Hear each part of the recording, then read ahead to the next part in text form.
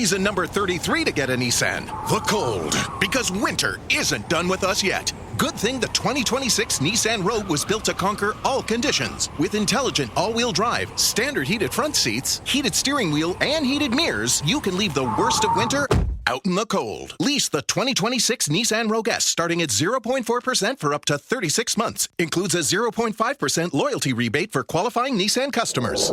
Until March 2nd on approved credit. Conditions apply. Details at Nissan. Canada, of course, known as being a country that's built on immigration and historically very welcoming of immigrants, but now there's rising public discontent, some shifting attitudes towards immigration here in Quebec, but also at the broader scale, the national scale, with many questions from Canadians on the current system and on its impact on society.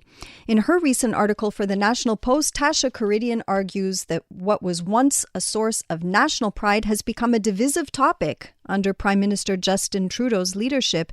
Here to speak with us about that article is Tasha Kheiriddin. She's a writer and commentator for the National Post, GZero Media, and Substack. Welcome to the show, Tasha. Thank you. All right. So today in your article, you say that today 6 in 10 Canadians believe there's too much immigration. That's a 14 percentage point increase since 2023.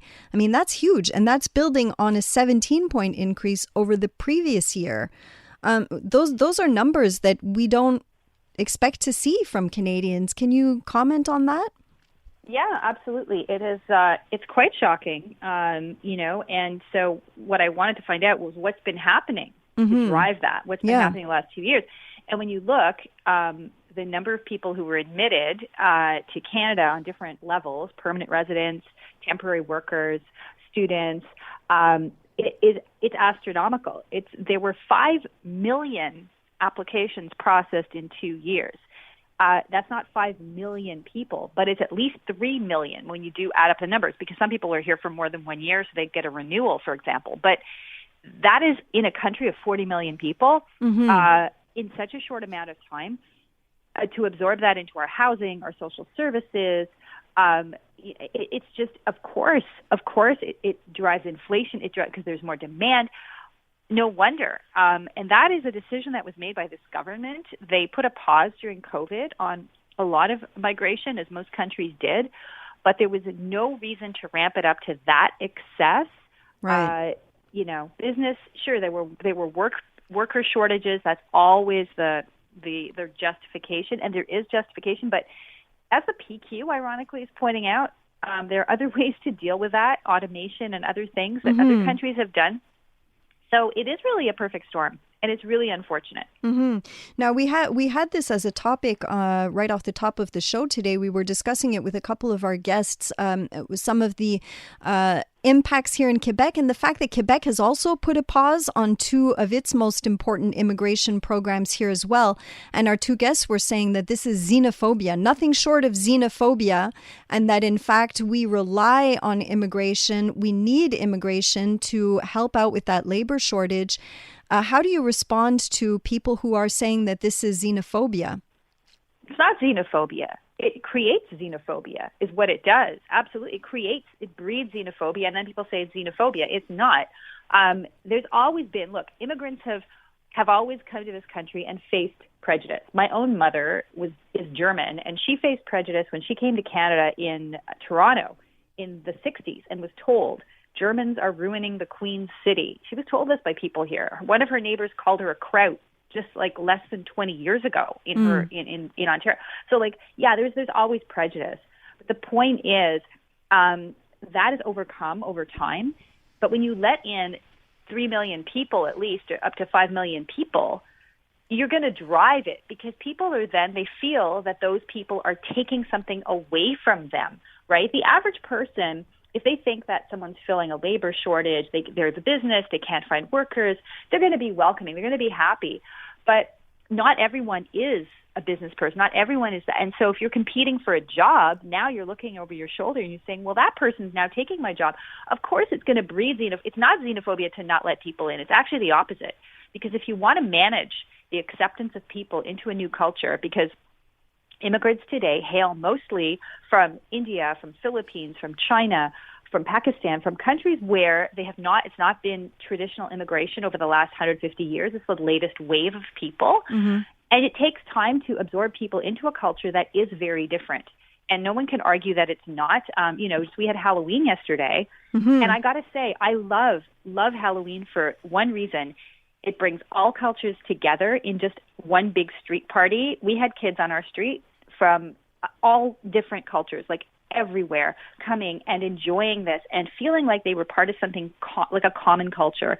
And you have to do that. You have to create a common culture so that people come and they feel like they're joining something. They're not just coming here because they have, economic hardship at home. They got to join something. So you can't do that with that many people all at once. It's insane. So, I really resent that. Okay. That comment. Well, I want to jump off something you said there too, because I also feel that these occasions like Halloween are great opportunities to have those kinds of that kind of mixing, cultural mixing, and to have something that we can all celebrate together, and have those opportunities also to speak with our neighbors that we don't necessarily always have an opportunity to see and to speak to. This is something that Quebec has been saying for a long time, by the way. They've been talking about interculturalism versus multiculturalism. As you know, this has always been a point of contention between the federal government and Quebec's provincial government. Federal government that's always been more on the side of multiculturalism, welcoming people into their communities, and Quebec saying, hang on, we need to allow them to have a chance to also integrate into our culture here and to understand what our culture is all about here, and to bring them in numbers where we're able to, comfortably integrate people and welcome them into our culture. Do you feel that the dialogue is changing now at the federal level? Well, let's be honest. I mean, state-funded multiculturalism was created by Justin Trudeau's father, Sir Elliott Trudeau, to counter the French-English divide on separation. That's why it was invented. It did not exist before that policy came in. It was a way to take the focus off the duality of Canadian culture that was, at the time, it was all about separation, sovereignty, referenda, René Lévesque. Like, it was the 1970s, and multiculturalism was seen as a validation of the fact that we do have a lot of different cultures, but it was also very cleverly targeted. The government threw money at tons of groups to assert their identity because it diluted this debate, this raging debate between Quebec and the rest of the country. And so it was strengthening the Canadian idea because, as you point out, most of the multiculturalism is outside of Quebec. There is multiculturalism in Quebec, 100%. There are different cultures. But you live in Toronto or Vancouver, you'll see a very different view on the street. Completely different. It's like the United Nations. It's great. People get along. Well, they did anyway. I would say until recently, there was really a sense that we were building a culture of newcomers, that people were striving and happy to join Canada. Anyway, so I think I personally do think interculturalism is a better approach. And I think the federal government the rest of the country is now going to get on board because they've messed this up so much, and they've mismanaged they've mismanaged immigration. They've let in too many people too fast. Is it too late for the Trudeau government to reverse course on this? Do you think that they're going to be stuck with this legacy? Well, they're trying to reverse course now, but it's not enough. I mean, they're dropping numbers to like 395,000 per year from a target of 500. Okay, so that means what? They let in 437,000 permanent residents in 2022, 471,000 in 23. So they're going to cut that back by about 100,000 people. Will the average person notice that? I'm not sure. It's going to take time. Those levels have to drop, and I still think that's too many people to, like you point out, to comfortably integrate, because otherwise people feel they're competing with them. And unemployment is up, okay? I don't know where the worker shortage, like there is a worker shortage in certain areas, but overall unemployment is up. It's at 7%. So, obviously there's a problem here. And I think they're going to wear this one into the next election. They're going to wear it into the next election, says Tasha Kheiriddin. Thank you so much for speaking with us about this very timely topic. Thank you so much for the invitation. Pleasure.